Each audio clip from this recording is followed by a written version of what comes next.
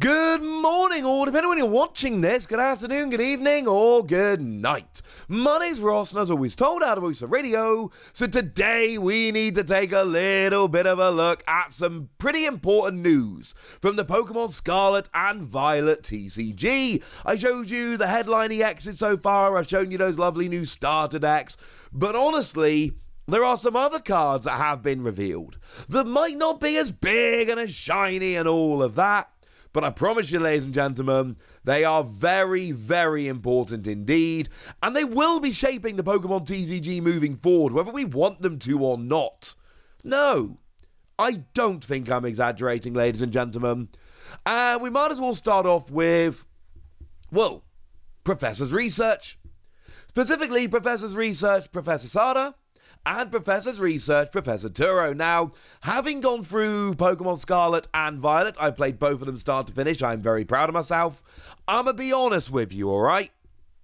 Professor Sada's just cooler. She just is. Now, I think Violet is not, and they're very similar games, let's be clear, they're very similar games. I think overall I picked Violet, that was my first playthrough, I feel good about that. I still would pick Violet in a head-to-head, but if all we're looking at is the Professors, yeah, Professor Sada, she's just cooler. Okay. But what's more important from our point of view as players of the Pokemon trading card game is that Professor's research is back. And this is a very, very, very, very, very big deal. Because you may notice that these being new cards, they have a new regulation mark. We have finally moved on to Regulation Mark G. These are your first Regulation Mark G cards. And the thing is, we've only seen, the most recent Professor's research we've had is Regulation Mark F. And actually, you can either go for Professor Willow, that will work. Or, and that's only the full art actually, the regular wasn't an F. Or you can go Professor's research, Professor Rowan. Either of those will work. We've seen Regulation Mark F.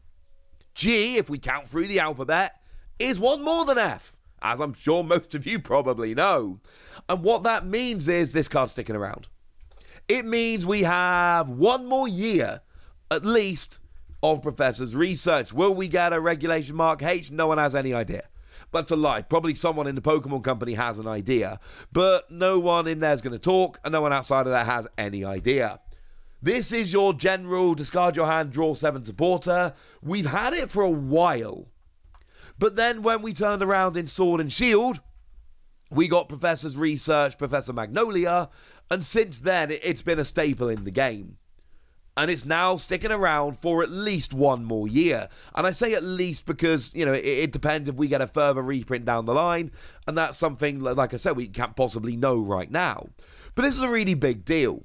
Because in terms of supporter cards, this is the fastest, most aggressive supporter card that we've seen in the game. And recently there have been plenty of decks that don't really need to rely on this because they've got other engines, things like the Comfy engine for Lost Zone decks. And obviously if you're playing the Comfy engine and you're playing Lost Zone decks, you're going to be far more comfortable playing things like Chorus's Experiment than you are playing things like Professor's Research.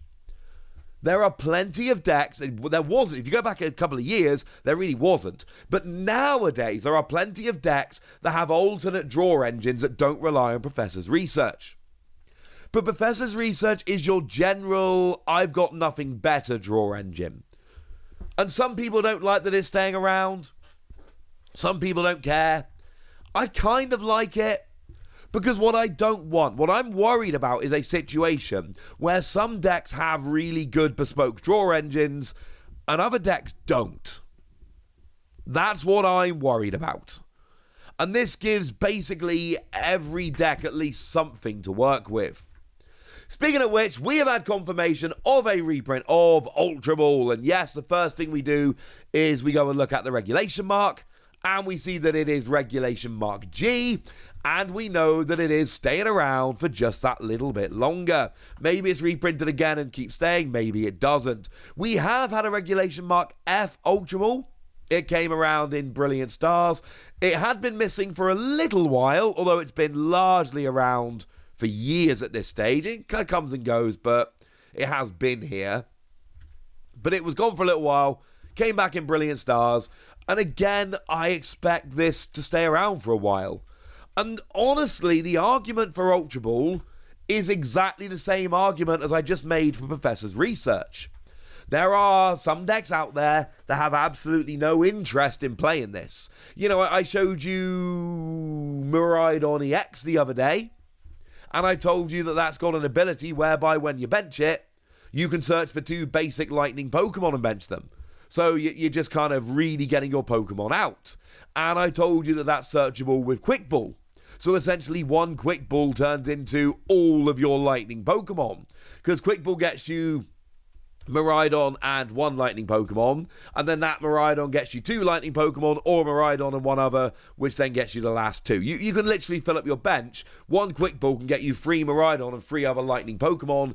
It is frankly absurd. And yes, for the record, Stormy Mountains will do the same thing, because it's a stadium card that lets you search out a basic lightning Pokemon, or Dragon, but that's not what we're really worried about here. So my point is, yeah, there's other decks that aren't going to use Ultra Ball. But decks that don't have their own way of doing things, Quick Ball lets you discard a card from your hand and search for a basic Pokemon. Ultra Ball lets you discard 2 cards from your hand and search for any Pokemon. And there's plenty of times we don't really want to do the discarding. But there's plenty of times we don't really have a choice, ladies and gentlemen. And that's kind of my point here. For decks that do have a choice, this is fine, don't worry your pretty little head about it. But for decks that don't have a choice, for decks that don't have anything better, this is genuinely, legitimately amazing. It's a great staple, and it's a good card. And again, a lot of people want to see it gone and other options, and sure, I'd like, if this goes, I wouldn't mind something else in its place, but I do think it's fair to say we would need something else in its place, because I've been in formats with bad Pokemon search before, and I don't like it, ladies and gentlemen. I don't like it. Now, there is a new stadium card coming. It is Beach Court, and I am loving this. Partly because I've just played through the game twice. Well, each game once. And, if you played the game even really super early on, you'll recognise this. And secondly, Kato's back. We've had a couple of sets where the stadiums have been done by other artists. Kato's not done stadiums for a couple of sets, but Kato's back. And I'm delighted because I think Kato should be doing all the stadiums. I adore this card. A translation here from me. Because when I first saw this card, no one else had done a translation, so I did it myself. And what we've got here is a very good card. The retreat cost of each basic Pokemon in play is 1 colourless energy less. Now, if you've been playing for as long as I have, or longer, this is going to sound very, very, very, very familiar. It's Sky Arrow Bridge. And now, I may have mentioned once or twice in passing that at the 2012 World Championships, I grinded and I got through the last chance qualifier. It was a single elimination, 500 and something person tournament. You win, you're through to the next round, you lose, you're out. And the last 8 people remaining get to play in Worlds Proper the next day. And I managed to get through and play in Worlds Proper the next day. It was lovely. And one of the key cards in my deck was Sky Arrow Bridge, because we had a whole bunch of single retreat Pokemon that could absolutely take advantage of it. We do now. I mentioned Comfy earlier. Well, Comfy's got a retreat cost of 1, which means that Sky Arrow Bridge, as was, Battle Court as is, will give you free retreat. Oh, look at that, ladies and gentlemen. That's pretty convenient. You can only retreat once per turn, but it still gives you 1 extra switch without having to find a switching card, which is huge. Or we could talk about the Mew from Celebrations, which is another card that people have been using to set up and get rolling. And that, again, is a basic Pokemon with a retreat cost of 1. It's the one that lets you look at the top 6 cards of your deck, and you get to find an item card and put it into your hand. It's a good card that some decks use as a bit of a setup Pokemon. And this will also get free retreat with Beach Court. And it's not just, and as we say with all of these kind of cards we see, it's not just the ones that we've got now.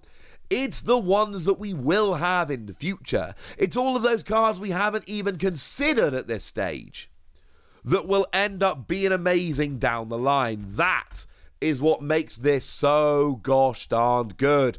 And I'm loving it, ladies and gentlemen. I am absolutely loving it. I think this is a great card. And look, we've seen this before. And I can't absolutely promise you it's going to be a staple. I don't know, and you don't know either.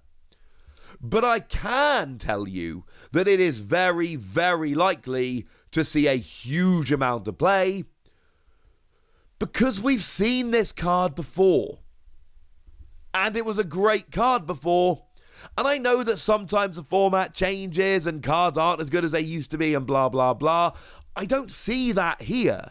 I don't see anything here that would suggest to me that this wouldn't be good. I think this is going to be a great stadium that's going to see a huge amount of play. This is a big deal. And on the thumbnail, I probably put something like this as a big deal in big letters, because you know what? Professor's Research staying around for an extra year. Ultra Ball staying around for another year. This stadium, which is a reprint of an old stadium which saw a huge amount of play and was really good.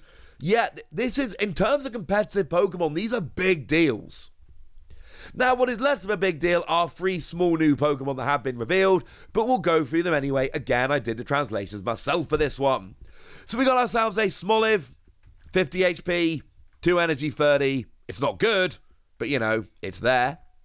We got ourselves a Pawmi, which is 50 HP, single energy, flip a coin, if heads, paralysis. Not actually terrible. We have seen plenty of cards in the past that did this that were actually sneaky, not that terrible. Because sometimes, you know, causing paralysis, buying yourself a turn, it's not too bad, but it's not exactly a groundbreaking card. And we got ourselves a Lechonk with lovely T0 artwork, and for a 2 energy, 20 bad, 60 HP not great, and for a single energy, you make your opponent switch their active Pokemon with one of their bench. Yes, they get the choice of which one goes up.